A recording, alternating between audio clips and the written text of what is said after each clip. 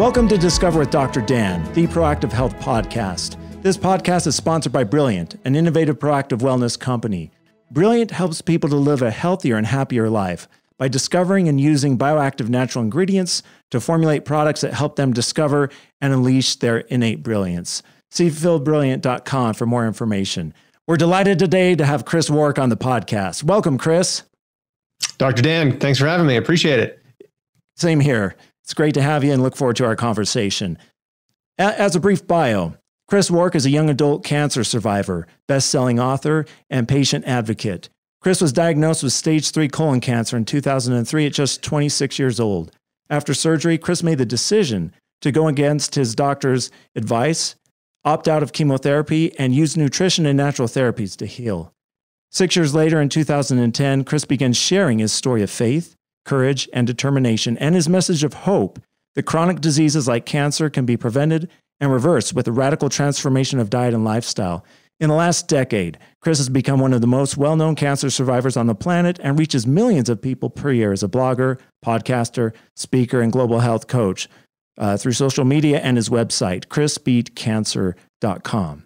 Chris is the author of the national bestseller, Chris Beat Cancer, a comprehensive plan for healing naturally, which is published by Hay House in 2018 and ranked by US Today, Wall Street Journal, and Publishers Weekly.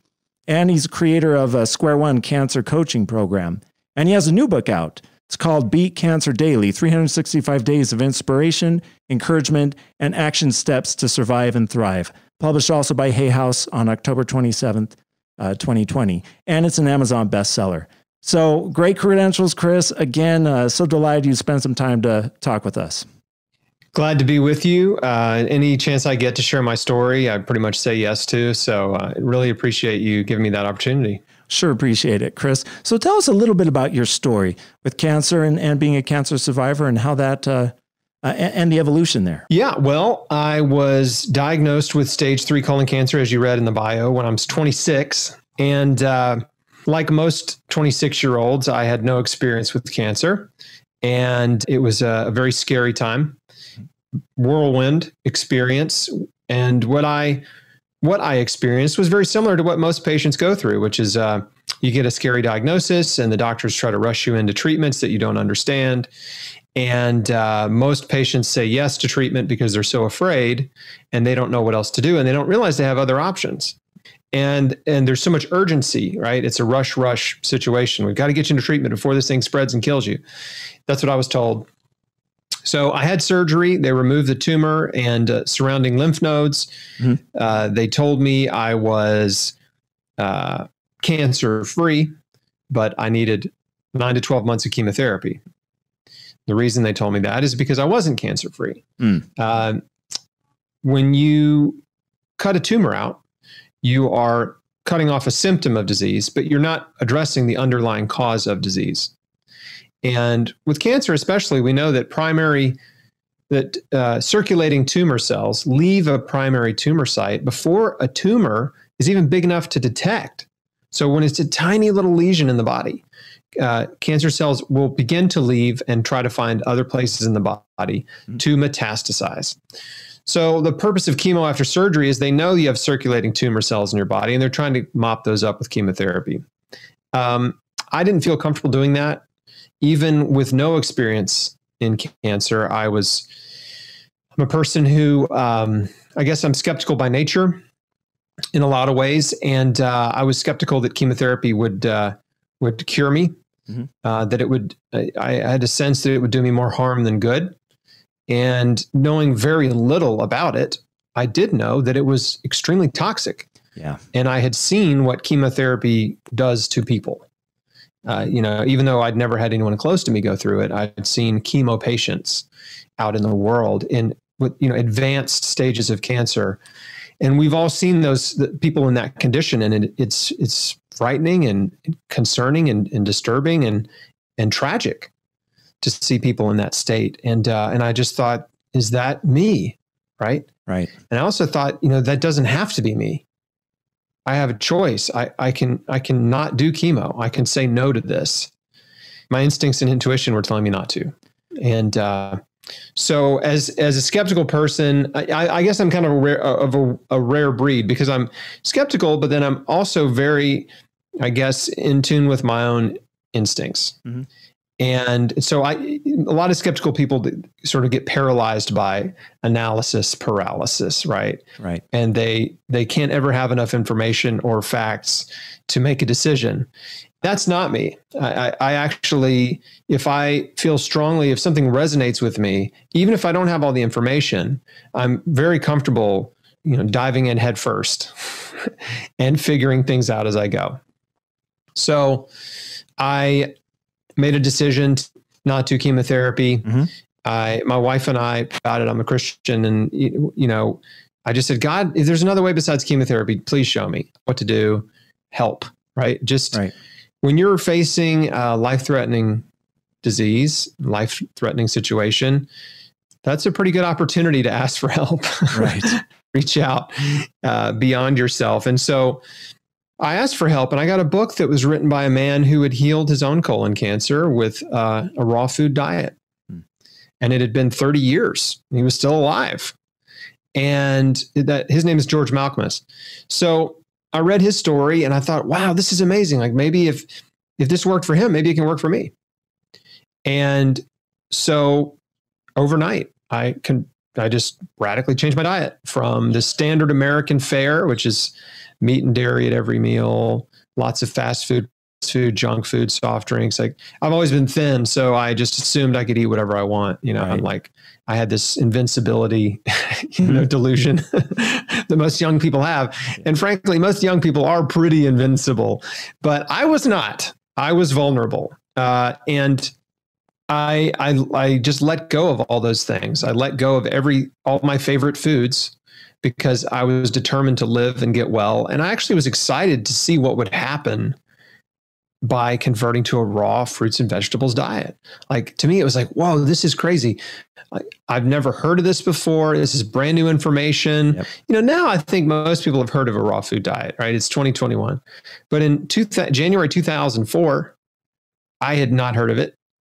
There was no Instagram. There were no like raw food celebrities or whatever. And so it was basically just a fringe weirdo diet for sick people. Right. And I was like, well, I fit this category, so I guess I should do this. Bought a juicer, started juicing carrots, drinking tons of carrot juice and vegetable juices. Started basically what I had this epiphany, which was, well, if I'm not going to do chemotherapy, which is a pretty harsh treatment, right? Yeah, it is. Then I might as well try to overdose on nutrition. Wow. I'm going to try to cram every possible nutrient into my body as much as possible every day. I want the widest variety of molecules, right? Plant molecules circulating in my body, in my bloodstream, in my digestive tract. I want it all in there. And I had this innate belief that my body would use what it needed. And I wanted to supply it with an abundance of raw materials, an abundance of resources that it could use to repair, regenerate, detoxify, and ultimately heal. Mm-hmm. So I didn't have any good science, didn't have any studies, had no scientific background, had no nutrition background. All I had were my instincts and intuition and a handful of survivor stories about people who had healed advanced cancers following this approach, this raw foods, juicing, radical life change. Well, like you said, this is really radical, especially back in the day where there wasn't much science about it. Chemotherapy is the standard option.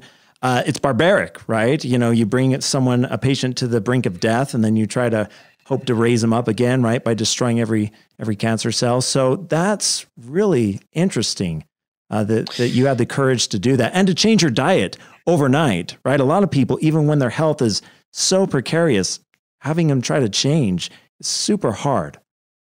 Yeah, and I appreciate that. And I'll tell you, it did not feel courageous.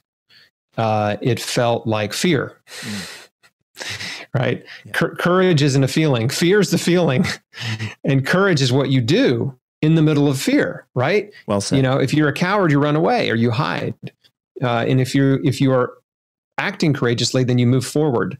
in spite of your fear. You face your fears head on. And so at no point did I feel brave or courageous. I just felt afraid of death, and also afraid in some respects of what chemotherapy would do to me, because it is incredibly brutal.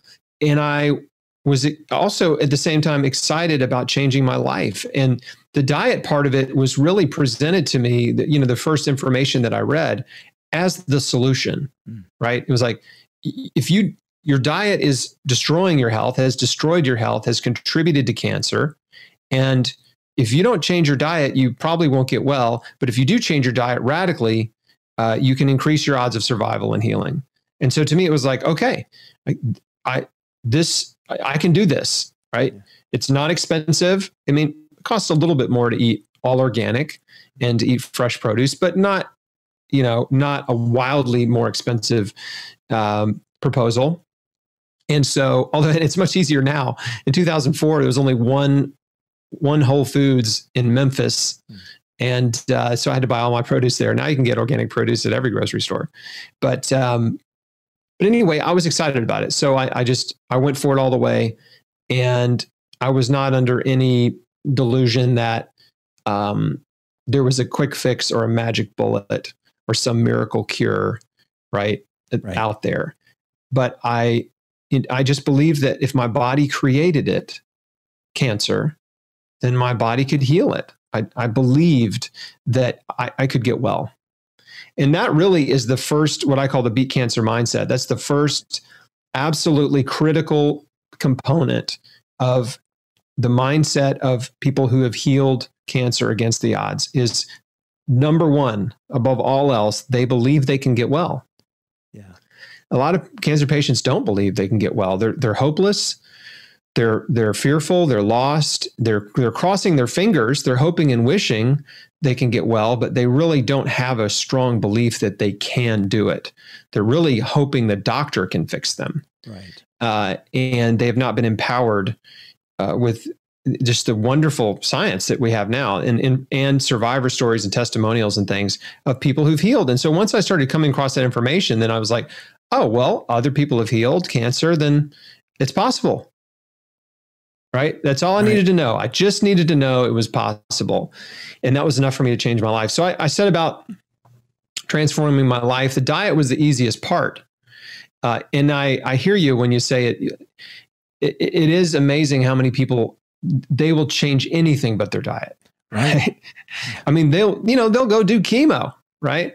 But change their diet? No way. They won't give up the pizza and the cheeseburgers and the whatever. And so that part was easy. What was more difficult was the mental and emotional work that I really had to do, because if you assume the way that you're living is killing you, which I did, then you also have to take responsibility for your life. And your life is much bigger than what you put in your mouth. Mm-hmm. It's what you think. It's how you act. It's the way you respond in different situations. It's how you treat other people. And I realized that after a lot of introspection, a lot of reading and studying and learning from people that understand these things much more than I did, that, I was just kind of an emotional mess. I was vacillating back and forth between lots of negative states, lots of negative emotions. And what I mean by that is, like, I was really competitive. So I was, constantly feeling envious and jealous of other people who I perceived as having some advantage, over me. Maybe they were better looking. Maybe they were smarter. Maybe they came from money. Maybe they were just making more money. Right. Maybe their job or career seemed better than mine. And maybe they had more talent in some way. I had those feelings. I had resentments and bitterness toward people from my past. Mm-hmm. I was critical and judgmental of other people. I was extremely insecure and very hard on myself. And so, it's just from one thought to the next, right? I'm just bouncing around between a lot of negativity. So this is really fascinating. A lot of people, when we talk about changing things, we talk about diet and exercise, right? And what's really fascinating is you're you're branching out into lifestyle factors that are totally different than the traditional ones that people talk about. Yes. And, something I realized later, much later, as I was, I wasn't that introspective in the middle of my cancer journey. Like, I became introspective afterward as I was trying to explain what I did to others, right? Because I was really just operating in survival mode. And I was doing the best I could to help myself heal. But, looking back and thinking about the things I did, I realized that, the raw food diet really did something for me that I didn't expect. And that is, it allowed me to, it sort of unlocked something in my mind or my spirit where I realized, if I can do, what else can I do? Right. I can eat a raw food diet and be disciplined. Aspects like changing the way you think, that takes time. Right. Changing it, getting control over yourself, right? Self-control in all aspects of life takes time. And believe me, I'm not perfect at it. I'm better, better than I used to be, but it's still a process. Yeah. And so I started becoming very mindful of the way I was thinking and catching myself in negative thoughts and negative emotional states, and then making a decision in those moments to not think that way, right? To not be critical of other people, to not be judgmental, to not entertain prejudice, to forgive every person who had ever hurt me. And that was probably one of the most transformative things I did. And that's hard to do. Wow. It is hard. And it is the things you want to do the least are the things you usually need to do the most. And I've talked to a lot of cancer patients, more than I can even count. And many of them, almost all, have a lot of bitterness and resentment in their lives. And they have people in their lives they need to forgive, people from their past who've hurt them. And the thing about bitterness and resentment is that it's the most toxic emotional state.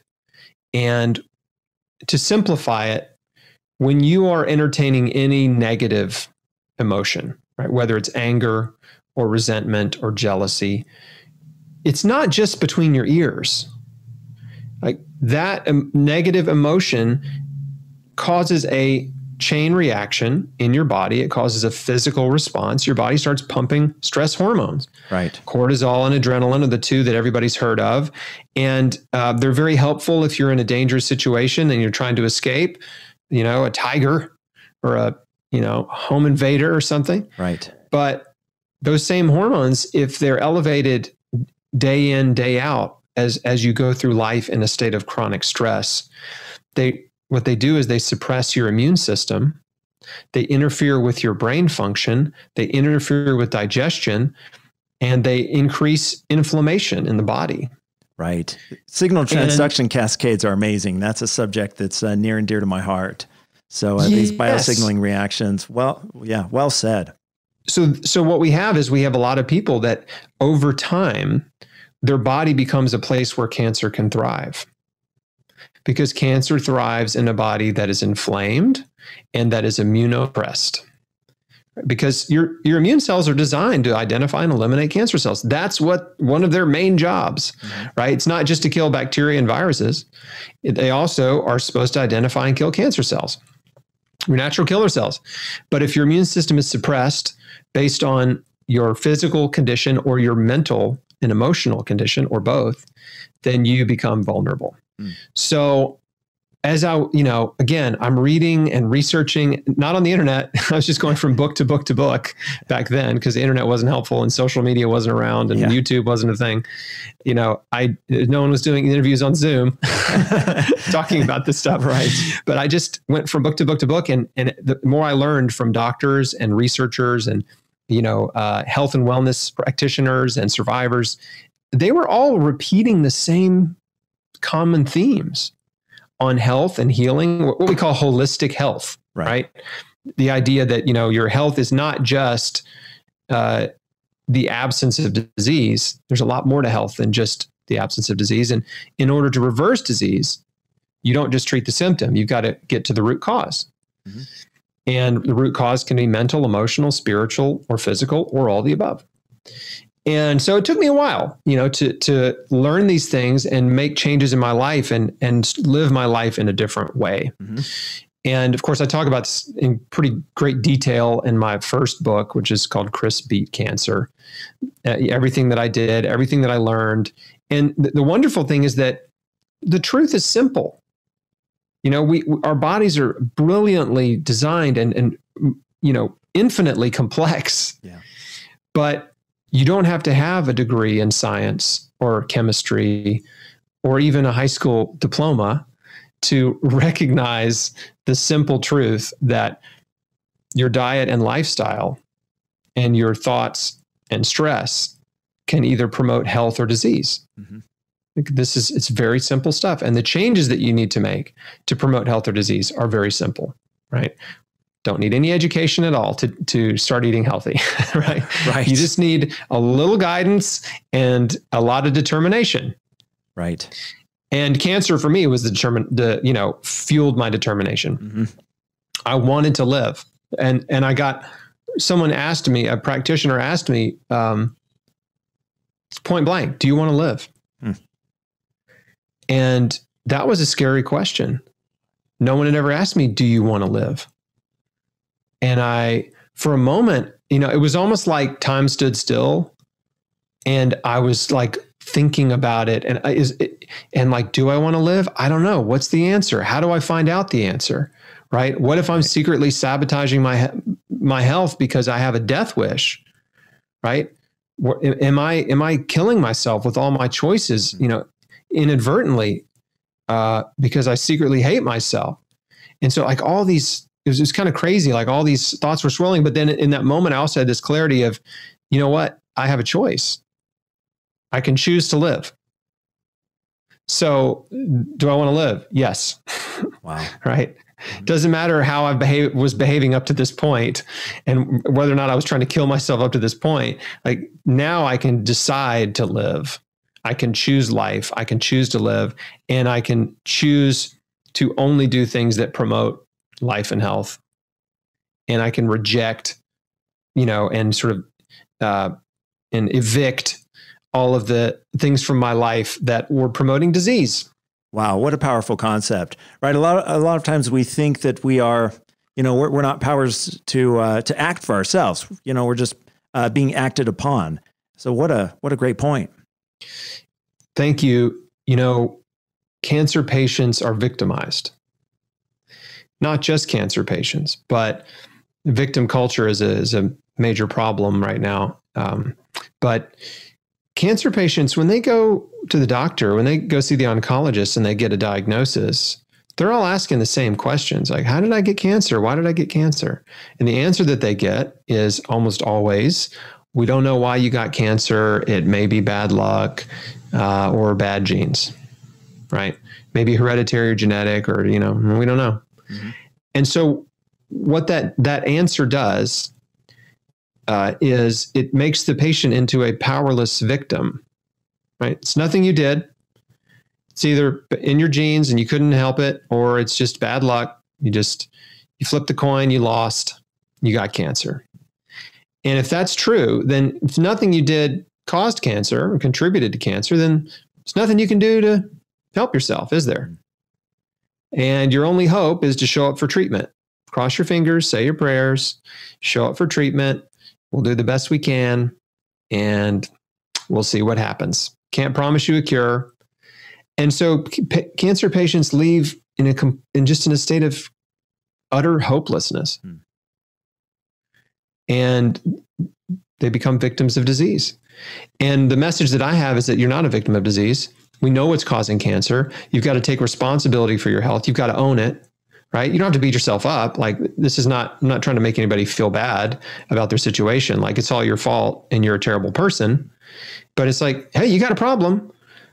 You may have contributed to that problem, because we know, based on population studies and nutritional science studies, that our diet and lifestyle choices are dramatically increasing our risk of cancer, heart disease, diabetes, multiple sclerosis, all these Western diseases. Right. They're coming from our choices. Yeah.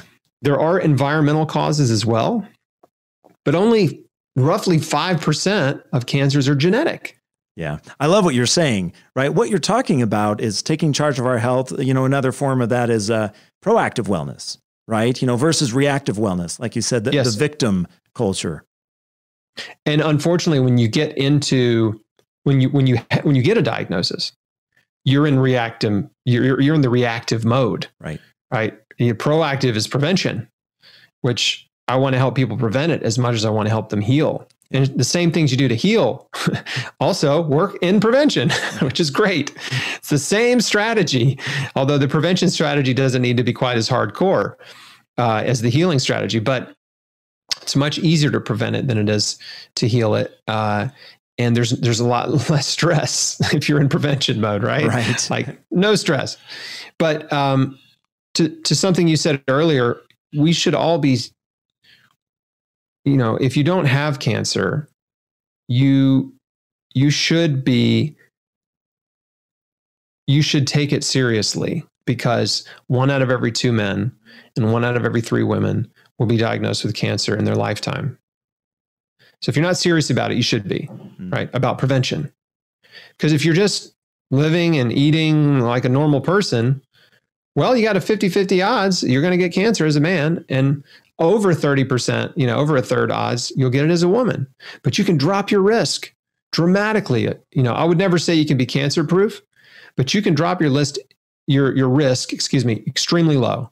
You can get in the lowest risk quartile, right? The lowest risk group by doing some very simple things, eating a plant-based diet, exercising, and managing your stress, keeping your stress very low. And the ways that you keep stress low is forgiveness, right? Forgiving people that have hurt you, keeping your emotions in check, not holding on, catching yourself, not letting yourself be critical of others or jealous of others. For me, giving my fear and my worries to God was a huge part of my cancer journey. And I still do this, right? I trust him with my life. I make good choices, but I also trust him with the rest, right? There's so much I can do, and I trust him with the rest. So these are all simple things. They're simple things. Any human can do them.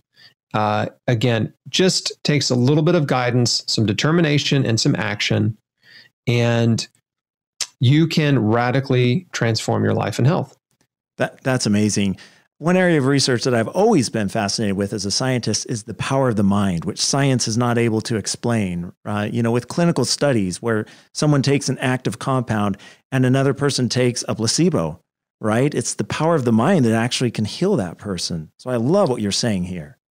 There are so many fascinating studies on the placebo effect and the nocebo effect. Right. Believing something will help you increases your odds that it will, and believing something will harm you, even if it's innocuous, actually can result in you experiencing those side effects that you thought you would get from a sugar pill. I know it's crazy. And I talk about some of those studies, in fact, in my book, because just to illustrate the power of belief, and this goes back to what I said earlier. You have to believe you can get well. And if you believe you can get well, that is the sort of the catalyst that will propel you forward, right? In your pursuit of wellness, right? It's, you just can't, I've talked to a lot of cancer patients, like I said earlier, and some people have such a strong will to live and they believe they can get well, and they're just unstoppable. Right? They're relentless and they're determined and they persevere and they just do not give up. And they have ups and downs. They may do some things and some therapies and they don't work quite right or whatever. But they just don't quit. They keep reading and learning and researching and trying new things. And this doesn't just apply to cancer. I mean, this could be Lyme disease. It could be lupus or MS, any type of chronic debilitating condition. I know people who have persevered and healed. Autoimmune disease, Hashimoto's, all kinds of stuff. So, but they all had that belief they could get well. And it is such a fascinating subject, the body, mind, spirit connection. But your mind is directing your life. Your thoughts and your mind direct your actions each day. And so the second book I wrote is called Beat Cancer Daily. And this was really just something I wrote to serve my community, because healing is a daily journey, right? It's just one day at a time. All you've got is today. You've got right now, you got your next meal, right? You got, what are you doing between sun up and sundown? And so when you simplify and reduce your healing strategy to just a daily routine, it becomes very manageable. It doesn't become overwhelming anymore. And so Beat Cancer Daily is sort of like a daily reader / devotional with encouragement and inspiration and practical action steps that a person who's either trying to heal or prevent cancer can use just to help improve their life, just day by day, making these small shifts. And all the small changes that you make over time add up to big change, right? It's like saving money, right? If you're saving $1 a day, right, it adds up. Right. Exponential, you're saving $10 not linear. a day. It adds up, right? And so no one can just be like, I'm going to save $10,000 tomorrow, right? Like, to get there, you have to save a little bit, and then you have, all of a sudden, it's added up. And so the small changes that you make in the way you're thinking, in the way you're eating, by exercising, like all these small changes, if you stay consistent, produce this momentum, healing momentum. And there's a snowball effect with this kind of thing. Like, nobody gets well in a week eating a raw food diet. So in relation to a raw food diet, on the information on your blogs and website, amazing. What a wealth of information there. You talk about phytonutrients from plants, and a lot of people don't really know what that is. Why don't you explain to us, what are phytonutrients and how do they work in the body in general, and their potential in disease and helping with disease? Well, we all know what the word nutrient means, right? That's like, generally people think a nutrient is a compound that provides some positive benefit in the body, right? Nutritional benefit. Phyto means plant. So there's this word phytonutrient is interchangeable with another word, phytochemical. So plant-based chemicals, plant-based compounds, and we use the word phytonutrient to imply, really to narrow that down from just any random chemical found in a plant to the chemicals found in plants that are actually beneficial for us, right? And so, because some plants have, are poisonous. So, like, I wouldn't call poisonous mushrooms, right? I wouldn't call that compound a phytonutrient, right? But there's actually no official number of phytonutrients. Tens of thousands, perhaps hundreds of thousands, but there are many, many compounds in plant food that you cannot get from animal food. It's only in plants that have known anti-cancer benefits in the body, known immune boosting, immune supportive benefits, known detoxification benefits, and known nutritional benefits. And so the obvious things are like, oh, your vitamins and minerals, right? Everybody knows those are pretty important. And we heard things in school about certain vitamins and minerals that you need for optimal health. But beyond that, there are unique compounds like garlic has a compound called allicin. And allicin is arguably the most potent anti-cancer compound in the plant kingdom. Curcumin is a compound found in turmeric root, another incredible anti-cancer compound. Resveratrol, another one found in grapes. Quercetin is a phytonutrient found in apples and onions and other plant food. Apigenin is an incredible, just unbelievable anti-cancer compound, and it's found in the highest concentrations in parsley, but also found in celery and chamomile. So green tea has EGCG, a known anti-cancer compound, and I can go on, right? Look, they're not talking about the stuff on the news, right? And on major media. I mean, it's a little too geeky, and people aren't really interested in that unless they're sick. Right. And then, but when you're sick and you start to look at the research, and so I'll jump ahead in my story. Obviously, I got well. I did find a team. I found a naturopathic doctor and an integrative oncologist to work with, and they supported me in my journey. And 6 years after I got well, I started blogging just to share my story, chrisbeatcancer.com. But when I started blogging, I realized, okay, I know what I did. I can explain exactly what I did. But I don't know if what I did was just a fluke. Was I just lucky? Like, is there any science to support that the food I was eating was actually helping me heal?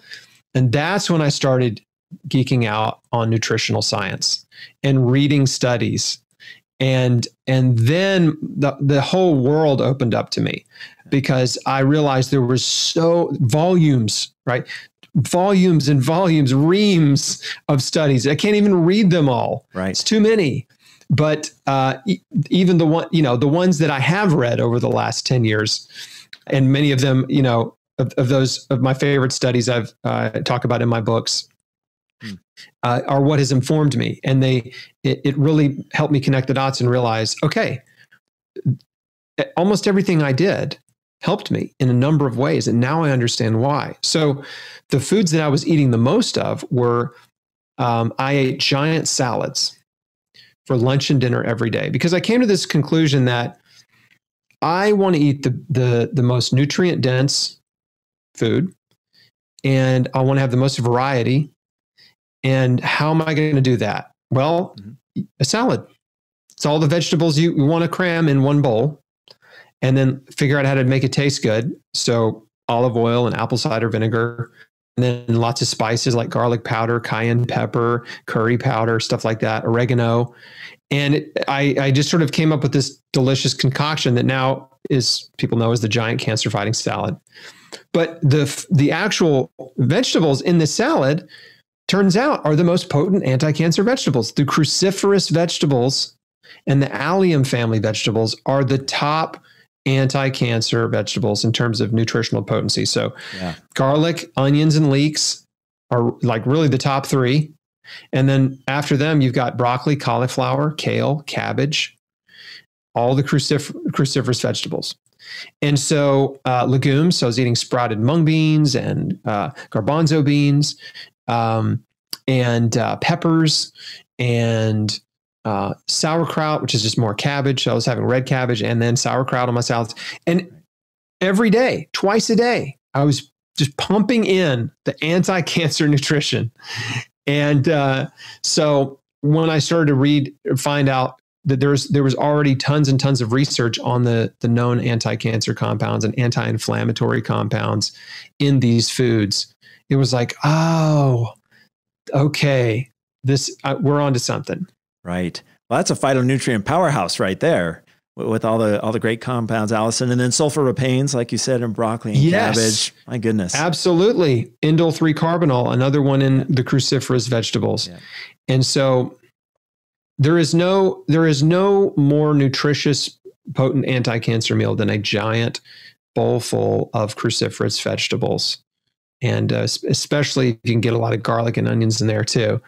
So, and that's what folks, that's sort of been that's the anti-cancer diet. It's the one I followed for years. And by the way, I'm not a raw foodist, so I don't eat raw food exclusively now. I was 100% raw for 90 days. And then we added some cooked food back into my diet just to help me maintain weight. And raw food is amazing for detoxification and weight loss. But if you're trying to maintain or gain weight, you need a little more cooked food. You just need more calories. And so adding things like cooked beans and quinoa and rice and things like that are pretty easy to do, to cooked squash, sweet potato, any of the tubers, just add more calories. So it makes it easy. But so I went from 100% raw to about 80% raw. And I maintained that for years. And so now I still eat a plant-based diet. I'd say 98, 99% plant-based. I have, on average, one raw meal a day, some days two. And what I've learned is I'm in prevention mode now as opposed to healing mode. But what I've learned is that when you look around the world at the healthiest, longest living populations, they eat on average 95% plant-based. They're not pure vegan, but they eat mostly plant food. And it's unprocessed plant food, right? It's not veggie burgers. Right. That's a whole nother topic. Yeah. It's starches, lots of potatoes, rice, beans, corn, lots of grains. It's lots of starchy food because that really will keep you alive. If you live in sub-Saharan Africa, right, you're eating mostly starches because they're easy to grow. They don't go bad quickly like a lot of fruits do. And there's no restaurants, there's no stores, like there's no fast food available, right? So these folks are subsisting on high fiber, high starch vegetables, give you lots of energy, fill you up, and are easy to grow and easy to store. So I eat, that's the way I eat now. I just eat a lot of plant food, tons of fiber, tons of starch, love fruit, and all the veggies I can cram in every day. And it's interesting where you said you were adding starches and other things to balance it out. So you're getting a good ratio of macronutrients, micronutrients, and then these phytonutrients. Yes. And I think there's something else that I should mention about the raw food diet that gives it a unique advantage. There's three things. One is raw vegetables and fruit. Most of us eat fruit raw. Okay. But raw vegetables contain millions of bacteria. And most of that bacteria it's the stuff that people are paying to take in supplement form. But one apple has roughly 100 million bacteria, just an apple. And what I thought was fascinating was a study I read recently, I think in the last year or two, is that 90% of the bacteria in an apple is in the core and the seeds, right? The part that nobody's eating, right? So you just eat the outer part and toss away the core. You're only getting 10% beneficial bacteria from an apple. So anyway, when you eat raw vegetables like a salad, you're getting probiotic bacteria. You're getting live enzymes because enzymes are destroyed by cooking. And there's books and books and books written on enzymes and all the, sort of miraculous things that enzymes do in your body. Yeah. And you are also getting unique anti-cancer compounds that are destroyed by cooking. Right. And sulforaphane is one example. It's created when you chew broccoli. When you chew it up, there's an enzymatic reaction that happens that creates sulforaphane, this awesome anti-cancer and liver detoxification compound.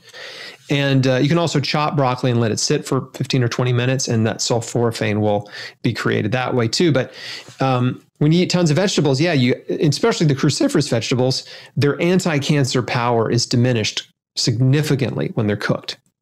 Right. So anyway, I wanted to throw that in there because people were like, why raw vegetables, right? Well, those are three reasons why.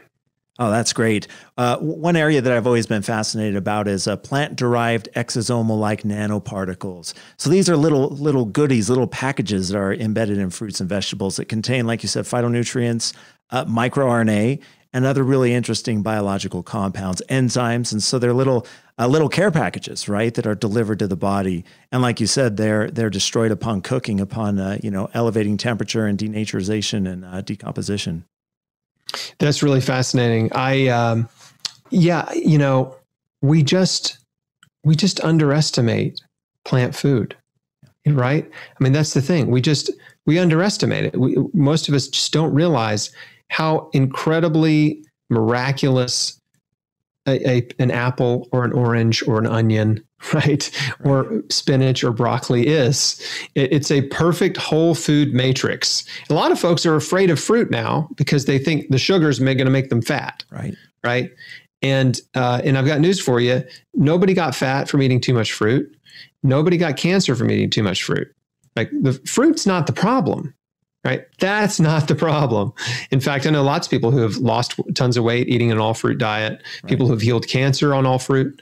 Fruit's awesome. And the sugars in fruit are perfect. They're perfectly designed to satisfy you, to light up your taste buds, right? To deliver energy to your cells. But it's kind of like what you mentioned. The fruit is like a Trojan horse. Right? The sugars in fruit are bringing with them all of these phytonutrients and beneficial compounds. So it's not like you're just eating, like chugging a bag of white sugar, right? Where you get nothing but sugar, or even sugar complex with fiber, right? Yeah. You get this perfect matrix, like this whole food matrix. There's an interesting study that I read, Colin Campbell talks about in his book Whole, where they, and I'm going to try not to butcher it, but these researchers discovered that if you extracted the vitamin C from an apple, and I'm paraphrasing, but if you extracted the vitamin C from one apple, you'd get like 100 milligrams or something like that, like a pretty small amount. But if you eat the whole apple, the equivalent of vitamin C and all of the other compounds that work synergistically with the vitamin C, the ascorbic acid in that apple, is like 10 times higher. Yeah. Something like that. I'm butchering it a little bit, but it's a very significant difference, right? The difference between a whole food and just a compound, right? Extracted from that food. Right. Yeah, it's a phrase I like to call polypharmacology, right? Where you have multiple compounds and plants that hit multiple targets in the body. We talk about synergy. We always think it's positive. There's negative synergy, but in this case, hugely positive, right? To cause 1 + 1 = 500,000. Yeah, that to me is so cool and fascinating.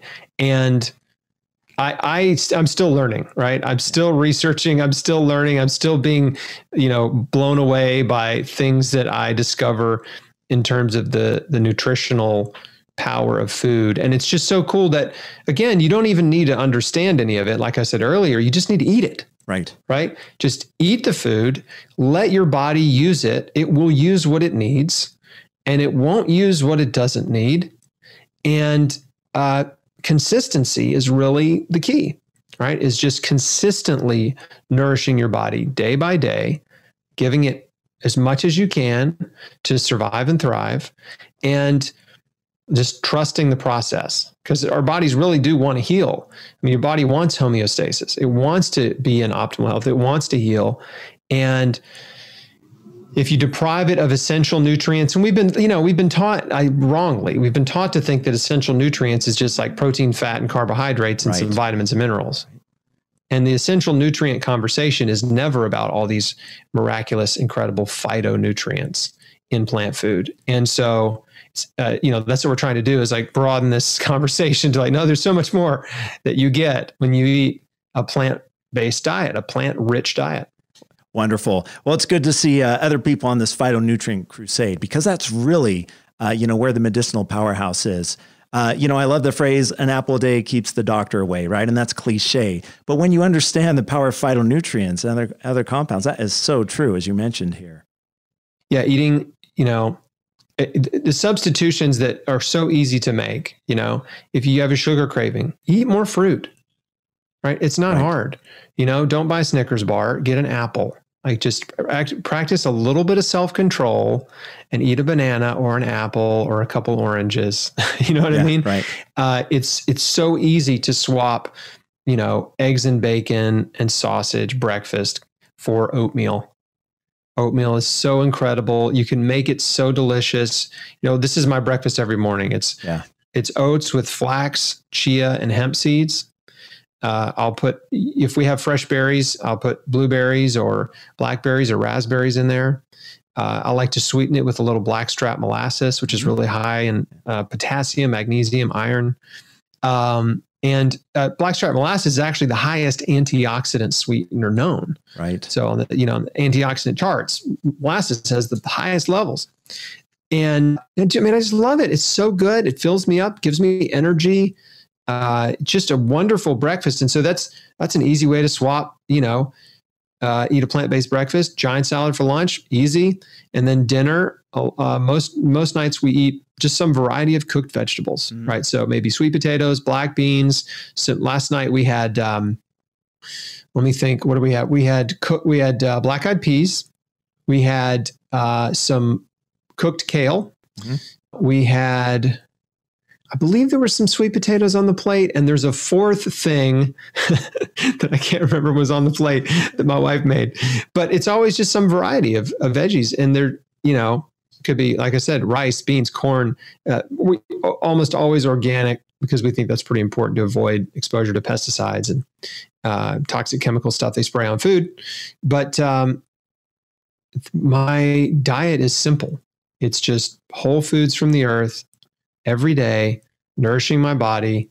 And it's given me lots of energy. I'm strong. I work out 5-6 days a week. I feel good. Wow. That's awesome, Chris. So this has been like drinking from a fire hose here. Wow. I know the information that you've provided here. I mean, my mind's blown, and I'm sure our listeners are as well. So what final thoughts would you give to all of us, both the people that are healthy, people who are suffering with cancer survivors? What would you tell us? Well, of course, I hope they would consider reading my book, because my book lays it out in a way that's very easy to understand and digest. And I know it has been like a fire hose, me just like brain dump, on the podcast. But I think the big takeaways, hopefully, is that truth is simple, and the simple changes that you can make in your life and in your daily routine can have a huge impact on your health. Today's choices create tomorrow's health. So if you're willing to change your daily choices, that's all you got to be willing to do, right? You got to just be willing to change. You can set in motion, right, this a new chain of events, right? That is a health promoting chain, right? It's like the health promoting domino effect, as opposed to the disease dominoes, right? Right. And I hope that actually gives people hope, right? To understand the body creates it, the body can heal it. Cancer can be prevented. It's not bad luck or bad genes. Our diet and lifestyle choices really matter. And your choices can either lead you down the path of health, or down the path of disease. And you have the power to choose which path you go down. And, if they're listening to your podcast, they're probably already on this health path, right? They're already trying to and read and research and grow in their knowledge, so that, that your listeners can make the best decisions for them. So that's my, I guess that's my sort of overarching message that sort of encapsulates everything I do. I mean, the practical stuff I talk about in my book, but it really does start with the understanding and the belief that you can get well, and that your choices affect your future, right? It's personal responsibility, and you're not powerless. You're not a victim. Wow. What a powerful and hopeful message. I love how you couple science and nutrition and actionable information with hope and power, action. Well, Chris, this has been amazing. Thank you so much. I love how you've mentioned your resources, your 2 books, which are there in the background, and your website, chrisbeatcancer.com. So thank you so much, Chris. Appreciate you, and hope you and your family are well. Thank you, Dr. Dan. It's been fun.